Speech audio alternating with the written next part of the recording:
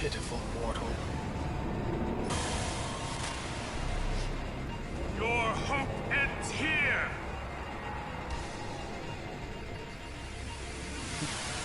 And your meaningless existence with it! So this is it, the god, the fight. This fight's amazing, amazing music. So this is the Seymour Flux fight. You start off switching Rikku. You're hoping on some really good RNG here. So you're gonna throw Poison Fang.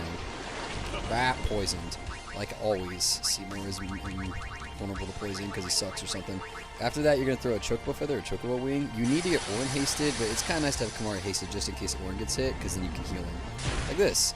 So if you don't get zombified, which we didn't, which is great, you're going to go ahead and you're going to throw a Silence Grenade, which is really important, and then you're going to throw Stamina Tablet on Orin. Now, once again, you're really banking on good RNG here to not have Rikku die. If Rikku doesn't get hit both times, this fight is almost in the bag. So you're going to Stamina Tablet Orin. Make sure Orin always has high health at this point. You don't want him to get gibbed, because that would really suck. So the weird thing here is that Morty and Seymour, kind of like in the last fight, they both get their own turn. So the way you got to do this is Morty will use full life twice, and after the third full life, when you see the thing on the side that says like boss and a little 1 in parentheses, or a little bubble that says 1, if that's the third time you've seen that, Morty is going to use Cross Cleave, which will kill everybody. Even if Orin doesn't defend, he's dead. So at this point, you want to keep getting Orin's health up. You got to out Stamina Tablet on him, so you're going to X Potion to get full health. And you're just going to keep throwing Shining Gems at this point. And just hoping that Rikku doesn't die. So we've already got 1 full life. Orin got hit again. That's the second Lance of Atrophy, which we got good RNG on once again. Now, if you don't want Rikku to die, you can switch her out and stop throwing Shining Gems and not bank on good RNG for her to not get hit. I mean, it's a 33% chance that she'll get hit twice in a row, so it's not too bad. You can just keep throwing Shining Gems if you feel comfortable having her in. And if you do this, you can sometimes skip the Cross Cleave phase, but always be paying attention on the right to the counter there, because when the boss 1 comes up the third time, it's going to use Cross Cleave. So this is the second one. Seymour doesn't get any turns because he's silenced. Morty uses full life, no one's zombified, so it doesn't work. And then, again, Seymour is going to use Lance of Atrophy on his next turn, because his pattern is Lance of Atrophy, and then he's going to do a magic spell. But he can't do a magic spell because he's silenced. So here, he just takes damage, that poison proc.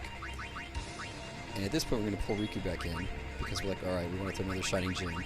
And we get really lucky here. We do enough damage to skip the Cross Cleave section. So otherwise, you would want to have Orin defend like we just did, and it would switch to the next, you would Cross Cleave, you would survive, and hopefully you don't get Lance of Atrophy. But since that didn't happen, we skipped to the next phase, so I was kind of like, oh, I don't know what to do here, because I was not used to skipping this phase, so I just had Orin attack. Now, at this point, you get a lot of free turns, because Morty is just going to prep its move, which is Total Annihilation, and Seymour will do literally nothing. So what you do here is you wait until you see this. Now, the next time that Morty gets a turn, it's going to instantly kill everybody, unless you defend with Orin, and you also need to throw a Lunar Crit on Orin so he doesn't die.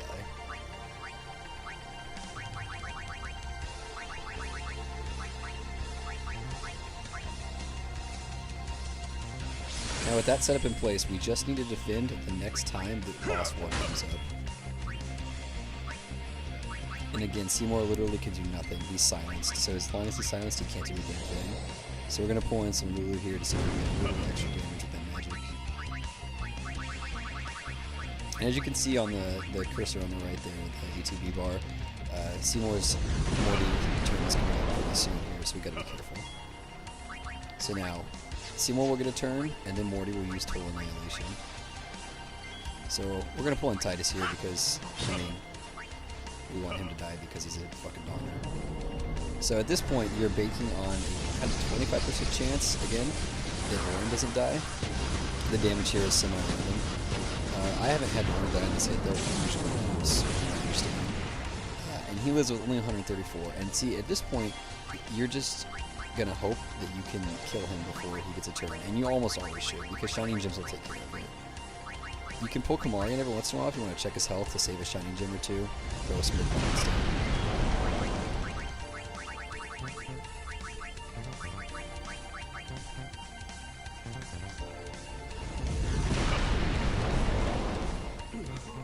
that's it. The fight isn't extremely difficult. It's fairly simple. You just have to get really lucky. You're banking on Orin to not get zombified one time, basically, and Rikku to not get hit twice. Overall, pretty good boss afterward.